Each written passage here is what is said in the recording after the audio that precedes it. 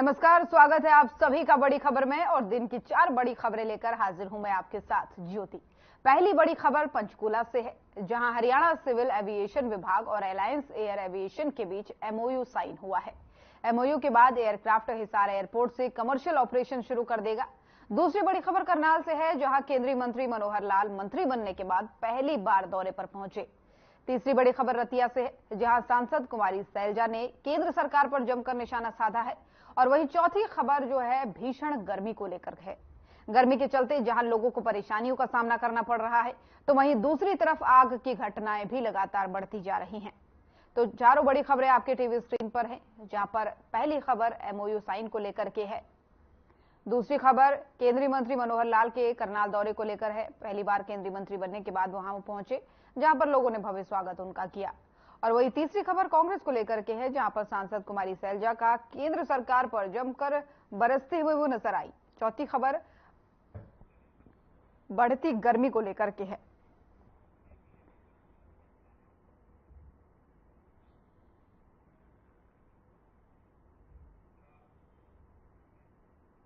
और शुरुआत करेंगे पहली खबर के साथ। हरियाणा सिविल एविएशन विभाग और अलायंस एयर एविएशन के बीच एमओयू साइन हुआ है। इस मौके पर सुधीर राजपाल ने कहा कि अलायंस एयर एमओयू के बाद एयरक्राफ्ट हिसार एयरपोर्ट से कमर्शियल ऑपरेशन शुरू कर देगा। अयोध्या, जम्मू, दिल्ली, अहमदाबाद, चंडीगढ़ और जयपुर के लिए फ्लाइट्स शुरू होंगी। साथ ही उन्होंने ये भी कहा कि 20 जून को मुख्यमंत्री खुद जाकर के इसका इनॉग्रेशन करेंगे। तो वहीं सीएम नायब सिंह सैनी ने इस मामले में कहा कि प्रदेश के लिए बड़ा गौरव और हर्ष का विषय ये होगा।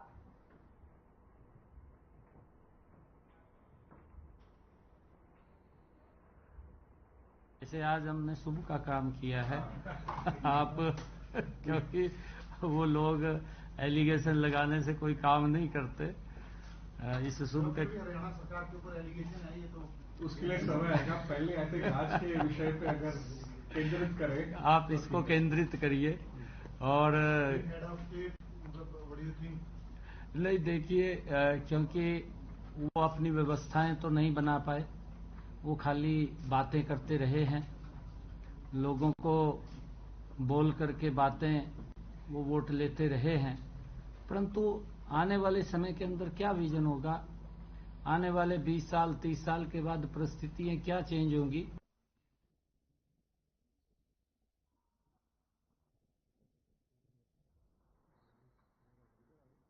तो एक एमओयू साइन हुआ है हरियाणा सिविल एविएशन और अलायंस एयर एविएशन में। हिसार एयरपोर्ट से इसके बाद से कमर्शियल ऑपरेशन यानी कमर्शियल फ्लाइट्स शुरू होंगी और जो है अयोध्या, जम्मू, दिल्ली, अहमदाबाद, चंडीगढ़ के लिए शुरू होंगी। इसको लेकर के मुख्यमंत्री ने भी कहा कि ये बहुत ही हर्ष और गौरव की बात होगी। तो इसको लेकर के अब एमओयू जो है वो साइन हो चुका है। और आपको बता दें कि ये एमओयू जो है हरियाणा सिविल एविएशन और अलायंस एयर एविएशन के बीच में साइन हुआ है। हिसार एयरपोर्ट से इसके बाद से कमर्शियल ऑपरेशन शुरू होंगे, यानी कमर्शियल फ्लाइट यहाँ से शुरू होंगी, जहां से आपको बता दें कि अयोध्या, जम्मू, दिल्ली, चंडीगढ़ के लिए ये फ्लाइटें यहाँ से शुरू होंगी। और इसको लेकर के कहा जा रहा है, मुख्यमंत्री ने खुद भी कहा है कि काफी हर्ष और गौरव की बात होगी, क्योंकि काफी सारी सुविधाएं इससे लोगों को मिलेंगी, रेवेन्यू बढ़ेगा और तमाम सारी चीजें। तो हरियाणा सिविल एविएशन और अलायंस एयर एविएशन के बीच में ये एमओयू साइन हुआ है।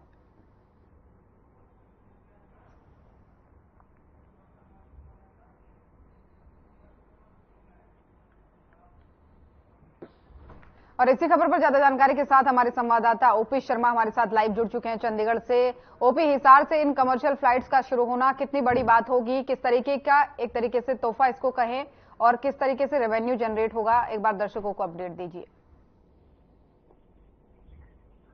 देखिए ज्योति, अगर मैं जो कल पंचकुला में हिसार एयरपोर्ट को लेकर अलायंस एयर और हरियाणा सरकार के बीच में जो एक मेमोरेंडम ऑफ अंडरस्टैंडिंग का जो समझौता हुआ, ये कहीं ना कहीं एक अच्छी पहल है। और जो देश की केंद्र सरकार उसके तहत जो एक उड़ान योजना पूरे देश में शुरू की गई, जिसके तहत ज्यादा से ज्यादा एयर कनेक्टिविटी जो है विभिन्न शहरों के बीच में की जाए, ताकि जो गरीब तबके के लोग हैं वो भी कहीं ना कहीं जो है वो हवाई यात्रा का आनंद ले सकें। तो इस तरह की एक उड़ान योजना शुरू की जिसके तहत हिसार एयरपोर्ट को जो है विकसित किया जा रहा है और हरियाणा का पहला ऐसा एयरपोर्ट है जहां के ऊपर सिविल एविएशन जो है सुविधा उपलब्ध होगी। और 20 जून को जो है मुख्यमंत्री नायब सैनी जो है इस हिसार एयरपोर्ट की जो एयर स्ट्रिप जो 2 बनकर तैयार हो चुकी है उनका उद्घाटन करने को लेकर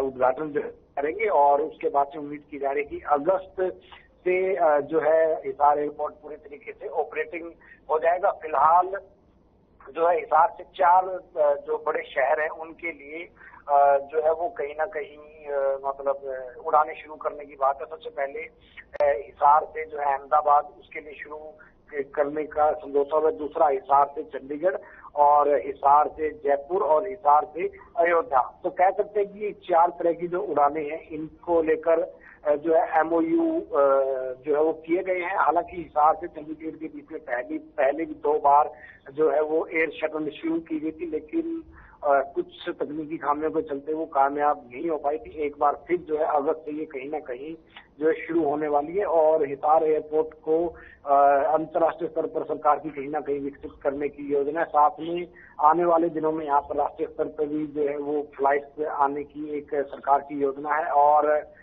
हिसार एयरपोर्ट को एक ओवरहॉलिंग के रूप में विकसित भी किया जा रहा है ताकि जो जहाज दिल्ली में नहीं रुक सकते हैं, जहां पर एक कंजेशन या एक भीड़ भाड़ ज्यादा हो गई है, क्योंकि दिल्ली का जो इंदिरा गांधी एयरपोर्ट है उसके ऊपर काफी यातायात बढ़ गया है, तो उसकी वजह से नई फ्लाइट चलाने में काफी दिक्कतों का सामना करना पड़े। तो ऐसे में जो फ्लाइट दिल्ली में आकर रुकती हैं और उनको अगर हैंगर की सुविधा नहीं मिलती एयरपोर्ट के ऊपर जहाजों को, तो उनको जो हिसार के अंदर हैंगर बनाकर और उनकी जो ओवरहॉलिंग वगैरह मेंटेनेंस का जो भी सुविधाएं हैं उनको भी कहीं ना कहीं विकसित करने की और सरकार काम कर रही है। और ओवरहॉलिंग को लेकर जो है वो करीबन फरवरी के अंदर जो है वो कई समझौते भी जो सरकार कर चुकी है, लेकिन अब देखना है कि कितना जल्दी सरकार इनको अमल में लाती है। और अगस्त का इंतजार करना पड़ेगा कि ये जो 4 रूट्स के ऊपर फ्लाइट चलाने का जो एक सरकार ने समझौता किया एयर शटल चलाने का, वो कितनी जो है कामयाब होती है। बिल्कुल ओपी, क्योंकि जो पूर्व मुख्यमंत्री थे, जो अब केंद्रीय मंत्री बन चुके हैं मनोहर लाल, वो भी इस बात को कहते थे कि इतना विकसित होना है हरियाणा को कि हवाई चप्पल वाला भी हवाई सैर कर सके। तो ऐसे में जैसा कि आपने कहा है कि सस्ता इसका किराया होगा, तो कितना लगभग किराया होगा, क्योंकि 4 जगह जो है बहुत दूर नहीं है सिरसा से, तो कितने घंटे की दूरी इन सभी जगहों के लिए होगी जो 4 जगह आपने बताई, चाहे चंडीगढ़ की बात करें, चाहे अहमदाबाद की बात करें, चाहे दिल्ली की बात करें, कितना समय लगेगा और लगभग कितना सस्ता किराया होगा, एक अनुमानित किराया?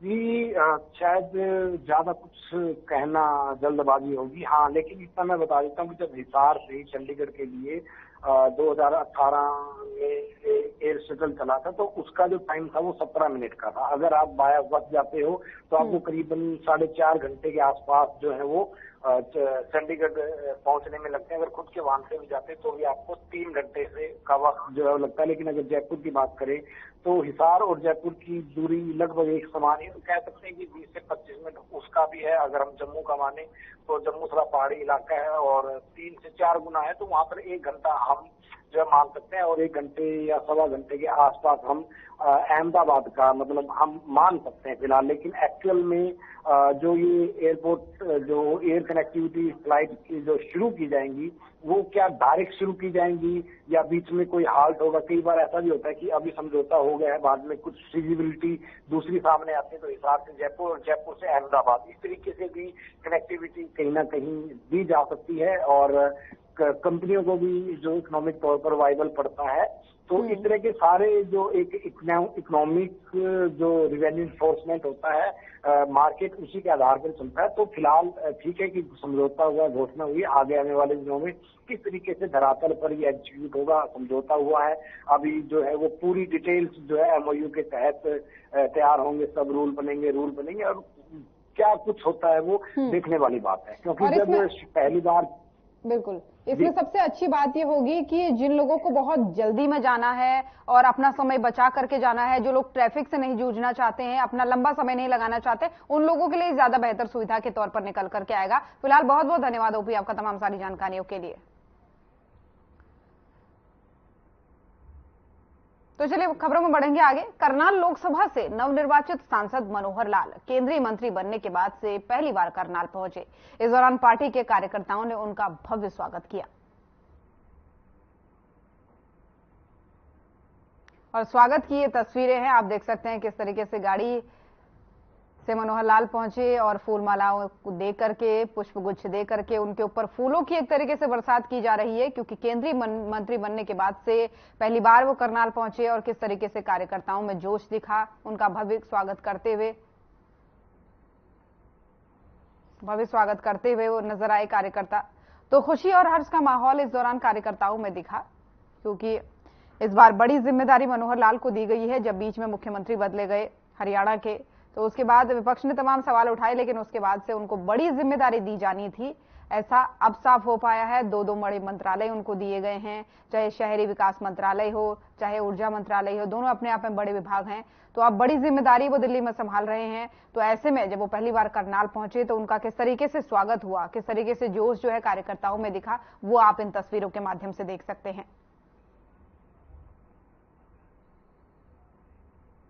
और इसी खबर पर ज्यादा जानकारी के साथ हमारे संवाददाता लक्ष्य वर्मा हमारे साथ जुड़ चुके हैं। लक्ष्य, पहली बार केंद्रीय मंत्री बनने के बाद ये दौरा कितना खास था, क्योंकि तस्वीरों में हम देख पा रहे हैं किस तरीके से जोश और उत्साह में कार्यकर्ता दिख रहे हैं। जी बिल्कुल, मैं आपको जानकारी दे दूं, आज केंद्र मंत्री जो है मनोहर लाल आज करनाल पहुंचे थे। करनाल से सांसद है मनोहर लाल और आज उनका पहली बार जब केंद्र मंत्री बनने के बाद वो आज उनका पहला दौरा करनाल के अंदर देखने को मिला। सबसे पहले देखा जा रहा था कि करनाल के जो घरोंडा विधानसभा क्षेत्र है वहां पर कोंड गांव के अंदर जो ग्रामवासियों ने उनका भव्य स्वागत जो है वहां पर किया, जिनके उस गाड़ी के अंदर जहां पर मनोहर लाल खुद और पूर्व के जो सांसद संजय भाटिया, मौजूदा विधायक हरविंदर कल्याण, वो तमाम पार्टी के पदाधिकारी व कार्यकर्ता मनोहर लाल का स्वागत करते हुए नजर आते हैं। उसके उपरांत मनोहर लाल का जो काफिला था वो करनाल की ओर रवाना हुआ और जहां पर करनाल के नमस्ते चौक पर पार्टी के पदाधिकारियों द्वारा और जो आम लोग थे उन्होंने मनोहर लाल का स्वागत करते हुए आज नजर आए। उसके उपरांत जो मनोहर लाल का जो कार्यक्रम था वो करनाल के भाजपा जिला कार्यालय के अंदर, यानी करण कमल जो भाजपा का जिला कार्यालय है करण कमल, वहां पर मनोहर लाल पहुंचे, जहां पर तमाम पार्टी के पदाधिकारी थे और वहां पर लोग थे, जो वहां पर जो समूह था वहां पर उन्होंने मनोहर लाल का पहली बार करनाल पहुंचने पर, क्योंकि केंद्र मंत्री बने हैं मनोहर लाल, उसके बाद आज पहली बार उनका करनाल के अंदर करनाल पहुंचे थे। उसके बाद पार्टी के पदाधिकारियों द्वारा, करनाल के लोगों द्वारा उनका स्वागत किया गया। ऐसे में कहीं ना कहीं मनोहर लाल आज कहीं ना कहीं पार्टी के पदाधिकारियों के साथ मीटिंग लेते हुए भी नजर आए, जहां पर आगामी जो समय में जो चुनाव है उनको लेकर जो है पदाधिकारियों को गुरु मंत्र भी कहीं ना कहीं मनोहर लाल ने दिया। और ऐसे में कहीं ना कहीं लोगों की अपेक्षाएं अब कहीं ना कहीं बढ़ चुकी है, क्योंकि मनोहर लाल पूर्व मुख्यमंत्री हैं और उसके बाद अब सांसद हैं और उसके अलावा जो है केंद्र के मंत्री हैं, क्योंकि केंद्र से कहीं ना कहीं अब सरकारी घोषणाएं जो होंगी सरकार की होंगी, तो कहीं ना कहीं लोग करनाल के जो लोग हैं उनकी ज्यादा अब अपेक्षाएं जुड़ चुकी हैं, क्योंकि मनोहर लाल सांसद हैं और ऐसे में केंद्र मंत्री भी हैं। तो कहीं ना कहीं देखा जा सकता है कि आने वाले समय में मनोहर लाल कहीं ना कहीं करनाल वासियों को, करनाल जिले को कहीं ना कहीं अहम सौगात दे सकते हैं, क्योंकि जिस तरीके से पूर्व की बात की जाए प्रदेश के मुख्यमंत्री मनोहर लाल थे, तो उस दौरान जिस तरीके से उनका नाम मनोहर है, मनोहर लाल, उस तरीके से पूरे प्रदेश वासियों को ने मनोहर सौगातें जरूर दी हैं। और ऐसे में ये देखना होगा कि आखिर केंद्र मंत्री बनने के बाद किस तरीके की वो मनोहर सौगातें जो है करनाल वासियों को, करनाल लोकसभा को देते हैं, वो फिलहाल देखने वाली बात है। बिल्कुल, निश्चित तौर पर वो देखने वाली बात होगी लक्ष्य, और काफी अहम ये दौरा, जैसा कि आपने बताया कई कार्यक्रम उनके थे, कार्यकर्ताओं से भी उन्होंने बात की। लेकिन ये भी अच्छी बात है क्योंकि जब इनको मुख्यमंत्री पद से इन्होंने इस्तीफा दिया था, उसके बाद से नायब सिंह सैनी को मुख्यमंत्री बनाया गया था, तो विपक्ष की तरफ से जो है तमाम सारे सवाल उठाए गए थे, तमाम सारी आपत्तियां जताई गई थी। लेकिन क्योंकि एक बड़ी भूमिका उनकी केंद्र में होनी थी और ऐसे में इस बार 50-50 का मुकाबला रहा, लेकिन बावजूद उसके 3-3 केंद्रीय मंत्री हरियाणा में बनाना तो ये भी बताता है कि किस तरीके से विकास की दिशा में सरकार आगे बढ़ रही है और एक लंबा विजन लेकर के चल रही है। तो आने वाले चुनाव के लिए भी क्या इनका दौरा खास माना जाए, क्योंकि 3 महीने बाद विधानसभा चुनाव भी है?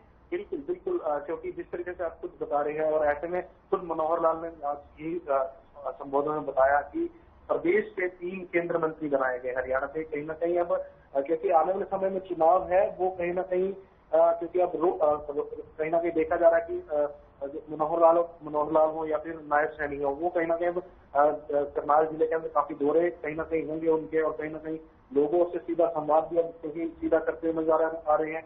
चाहे मनोहर लाल की बात की जाए या फिर नायब सैनी की ही बात की जाए, तमाम जो नेतागण हैं वो अब कहीं ना कहीं लोगों से सीधा उनके साथ जुड़ने का प्रयास करें। क्योंकि हाल ही में जिस तरीके से नायब सिंह सैनी ने ही आदेश दिए हैं कि तमाम प्रदेश के जो एसपी है, डीसी है, वो कहीं ना कहीं लोगों को कहीं ना कहीं समय दें, उनसे सीधा संवाद कर, उनसे सीधी बात रखें कि क्या कुछ उनकी समस्या आ रही है, क्या कुछ उनका निष्कर्ष निकाला जा सकता है। अगर जिले स्तर पर उसका निष्कर्ष नहीं निकलता तो कहीं ना कहीं ऊपर वो मैसेज जरूर गुंजाए कि आखिर इससे ऐसी कोई समस्या आ रही है। तो कहीं ना कहीं अब जो सरकार है वो कहीं ना कहीं सीधा जनता से जुड़ने का प्रयास कर रही है, और ऐसे में लोग भी अब कहीं ना कहीं उनसे कहीं ना कहीं जुड़ भी रहे हैं। और ऐसे में देखना होगा कि क्योंकि चुनाव नजदीक है, आगामी 3 से 4 महीने बाद एक बार फिर से चुनाव होंगे, तो कहीं ना कहीं लोगों का रुख क्या कुछ रहने वाला है वो फिलहाल लोगों पर निर्भर रहता है। और क्या इसकी कोई जानकारी मिल पा रही है लक्ष्य की, वो कितने समय रुकेंगे करनाल में, क्योंकि अभी तो पहला दौरा उनका है, क्या कुछ दिन रुकेंगे या फिर से लौटेंगे केंद्र में जिम्मेदारियों को निभाने? कहीं ना कहीं क्योंकि खुद का संसदीय क्षेत्र मनोहर लाल का है, तो कहीं ना कहीं उनका लोगों से कहीं ना कहीं पहले भी सीधा उनके साथ कनेक्टिविटी रहती थी, और ऐसे में अब और अहम खास माना जा रहा है इससे, क्योंकि केंद्र के मंत्री हैं, कहीं ना कहीं पूरे केंद्र की उनके पास जिम्मेवारी दी गई है। और ऐसे में अब किस तरीके का उनका समय रहता है करनाल के लिए, करनाल संसदीय क्षेत्र के लिए, वो फिलहाल देखने वाली बात करें। बिल्कुल ठीक है लक्ष्य, बहुत बहुत धन्यवाद आपका तमाम सारी जानकारियों के लिए। सिरसा लोकसभा क्षेत्र की सांसद कुमारी सैलजा का जीतने के बाद पहली बार रतिया दौरा हुआ, जहां उन्होंने रतिया क्षेत्र की जनता का धन्यवाद किया और रतिया पहुंचने पर कुमारी सैलजा का लोगों ने जोरदार स्वागत भी किया। मीडिया के रूबरू होते ही कुमारी सैलजा ने कहा कि सिरसा लोकसभा क्षेत्र को नशा मुक्त करना उनकी पहली प्राथमिकता होगी। पत्रकारों से सैलजा ने पूछा कि रतिया क्षेत्र की जनता की मांग है कि आप रतिया से विधानसभा चुनाव लड़ें, तो कुमारी सैलजा ने कहा कि अगर हाईकमान ने चाहा तो वो रतिया से विधानसभा चुनाव भी लड़ेंगी। रतिया पहुंचने पर कुमारी सैलजा का लोगों ने ढोल नगाड़ों के साथ जोरदार स्वागत किया और खचाखच भरे पंडाल में पांव रखने की जगह भी नहीं दिखी। सैलजा का ये धन्यवाद दौरा कार्यकर्ताओं में विधानसभा चुनाव को लेकर के नया जोश भर गया।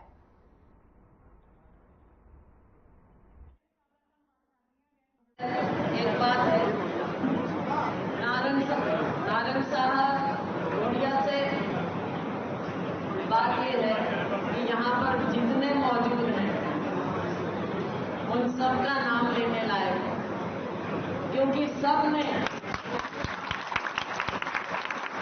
नाम लगा। साथियों, मैं पहले दिन से कह रही हूँ, ये चुनाव जनता का था, लोगों का था, और हमारे सभी कार्यकर्ताओं का था। ये नेताओं का चुनाव नहीं था। हमारे जैसे खड़े होंगे,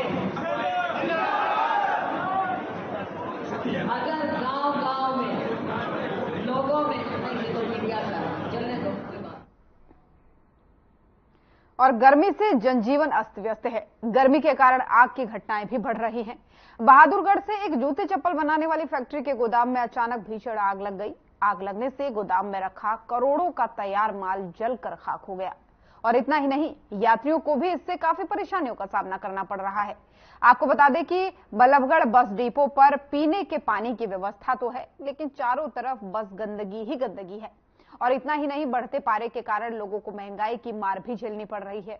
आपको बता दें कि गर्मी से सब्जियां खराब हो रही हैं, जिसके चलते सब्जियां जो है मंडियों में नहीं पहुंच पा रही है, और इसी के कारण सब्जियों के रेटों में भी यानी दामों में भी वृद्धि हो रही है। तो गर्मी की मार और गर्मी का कहर हर तरफ हर वर्ग के लोगों को परेशान कर रहा है और सब्जी व्यापारियों को भी परेशान कर रहा है। इस बीच एक खबर सामने आई कि जूते चप्पलों की फैक्ट्री में आग लग गई और करोड़ों के माल का नुकसान यहां पर हो गया, तैयार माल का नुकसान हो गया और तमाम तरीके से अलग अलग तरीके से लोगों को परेशानी झेलनी पड़ रही है। पानी की किल्लत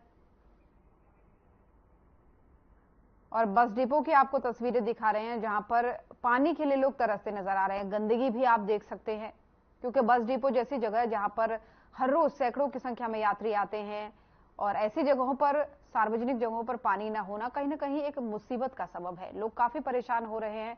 बस डिपो की आपको तस्वीरें दिखा रहे हैं, यात्री परेशान हो रहे हैं और सब्जियों के भी दाम बढ़ रहे हैं। सब्जियों के दाम भी बढ़ रहे हैं क्योंकि गर्मी का कहर जो है हर तरीके के लोगों को, हर वर्ग के लोगों को परेशान कर रहा है। तो ऐसे में सब्जी व्यापारी भी परेशान हैं, दाम बढ़ रहे हैं, लोग परेशान हैं।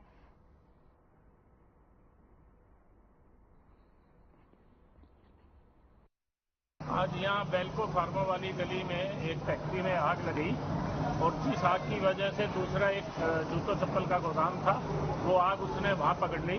जहां पहले आग लगी थी वो बुझ चुकी है। अब जिसमें बीच में आग लगी थी वो उसमें अभी भी आग लगी हुई है। हालांकि उससे अगली वाली फैक्ट्री को बचा लिया गया है। यहाँ पर बस स्टैंड के अंदर 20-25 कर्मचारी लगे हुए हैं सफाई वाले। हर वक्त ड्यूटी से 8 बजे से 5 बजे तक लगे रहते हैं साफ सफाई में।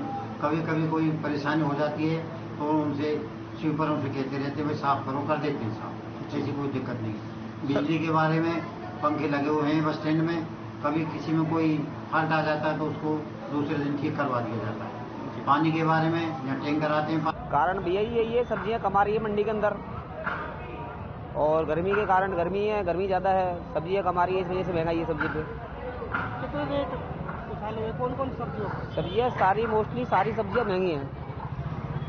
क्या क्या? हमारा घिया है, खीरा है, बैंगन है, गोभी है, हरी मिर्च है, हर सब्जी पर महंगाई है। आलू प्याज तक पर भी महंगाई है। तो कितने रेट माने, कितने रेट बढ़ चुके हैं? रेट भैया जी डबल रेट हो गया सब्जी हो गए।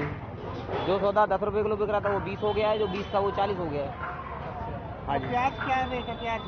प्याज का रेट इस टाइम 200 रुपये धड़ी बिक रहा है, 40 रुपए किलो थोक में। पहले क्या रेट? तो बड़ी खबर देख रहे थे आप। बुलेटिन में फिलहाल इतना ही। नमस्कार।